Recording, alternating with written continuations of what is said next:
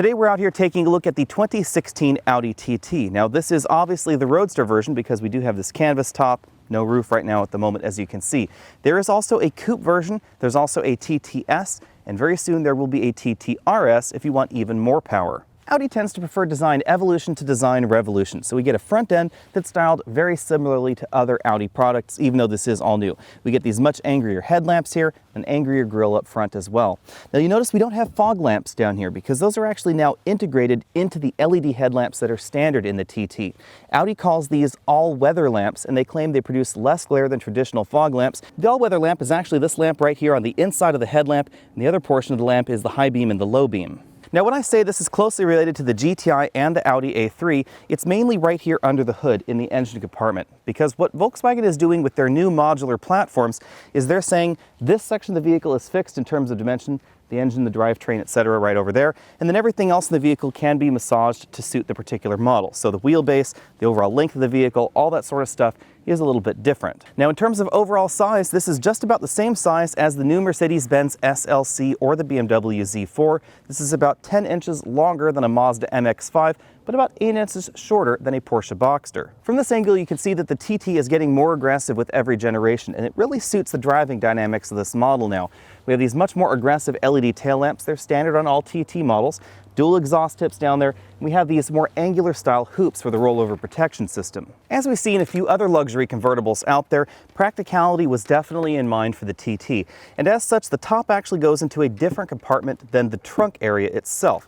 You notice if I open this trunk right over here, this opens behind the top, and you can actually have the trunk open and operate the top. Now on the downside, having the top and the trunk occupy two different areas, you cannot use this extra space when the top is actually in place. But we do get a ski pass-through to help you put long items from the passenger compartment right back here into the trunk. In coupe form, the TT has one of the larger trunks in this particular segment, but when we lop the top off of this, things shrink from 12 cubic feet down to 8.8 cubic feet. However, we still can get two 24-inch roller bags just barely in here. At the moment, there is only one engine available in the Roadster, and that's this 2-liter, 4-cylinder turbocharged engine. It's basically the same one we see in the A3 or the Volkswagen GTI. It produces 220 horsepower and 258 pound-feet of torque. The only transmission available in the TT is a 6-speed dual-clutch automatic transmission and standard all-wheel drive. Everything put together gives us 26 miles per gallon combined. If that's not enough power for you, we do have a 292 horsepower tune of basically the same engine in the TTS. However, that's only available as a coupe. As you probably expect from a Roadster, everything in this vehicle is very oriented towards the driver. We don't have a center infotainment screen in this cabin, which is a little bit unusual. Instead, we have a very large full-color LCD right in front of the driver. This LCD instrument cluster is where you find everything that you've typically associated with the Audi MMI system. We have our backup camera, parking sensor display right there. We also have our full-color infotainment and navigation display with GPS, satellite information, and traffic information. We have our phone interface, we have our media interface, and of course the trip computer. And it is mildly configurable versus some of the other products we've seen out on the market. Because the TT is considered to be one of Audi's sporty roadsters, we do have a new 3-spoke steering wheel with these sort of interesting cutouts right here that go all the way through the wheel design. We also have this very minimalist cabin where instead of a display for the infotainment system and climate control, we actually have individual displays inside each of these climate control vent outlets. So we can actually control things like our temperature right there, the auto mode, etc. On each side of the cabin, this is also how you'll control the neck warmers as well as the heated seats. The center console still houses a very traditional shifter with a manual mode. We also have paddles in the back of the steering wheel, and of course we get a typical Audi MMI interface right here with finger writing recognition, which is kind of a novelty. Now you don't have to use that Audi MMI control all the time. You can actually use these controls right here on the steering wheel, and you have full control via these controls of that entire display. Now our model does have the up-level seats with this very attractive quilted leather going on and the extending thigh cushion, but even the seats in the base Audi TT are very comfortable. In a nice touch, we also have a ski pass-through right here between the seats that also doubles as an extra storage compartment even when you don't have skis in it. Out on the road, the TT seriously impresses, and a lot of that has to do with the light curb weight. This weighs under 3,400 pounds, which is fairly light for this particular segment, even though this does have a standard all-wheel drive system. 0 to 60 happens in this engine in 5.4 seconds thanks to this very quick shifting DSG. Now, this is just a 6-speed DSG, so we don't have quite as many speeds as we see in other modern vehicles in this particular segment, but the TT doesn't really really seem to mind because we're still getting excellent fuel economy, but averaging 26 miles per gallon, even though we have been doing a few 0 to 60 runs and definitely been driving this car hard out on these winding mountain roads. The handling, however, is what impresses more than the acceleration in this car, because the TT holds to the road like it's on rails. This is absolutely incredible out here on these winding mountain roads. In fact, I'm probably going to be destroying stuff in the trunk right now. My laptop's in the back and I'm flinging this car out on this road. You can hear stuff beating around back there. This is a very, very impressive handling vehicle. In fact, the Audi TT is probably the best handling vehicle I've ever tested. I would actually say this outhandles the Mercedes CLA 45 AMG. This handles incredibly, incredibly well. Braking distances are also shockingly short. 60 to 0 distances clocked in at 107 feet, which is very, very short for a vehicle like this. Definitely shorter than the SLK or the Z4 I last tested. If that wasn't impressive enough, the ride is also very good in the TT. This is definitely not harsh, even though we have these absolutely excellent performance numbers. On the downside, cabin noise is a little bit loud with this soft top. Came in at 73 decibels or so at 50 miles an hour. And of course, the fuel economy could be a little bit better. We have been averaging 26 miles per gallon, which is pretty good for this segment. However, I would expect a little bit more out of a 2-liter turbo.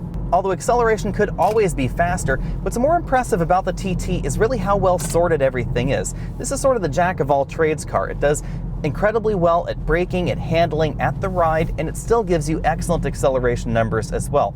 This is better rounded than pretty much every other entry in this particular segment.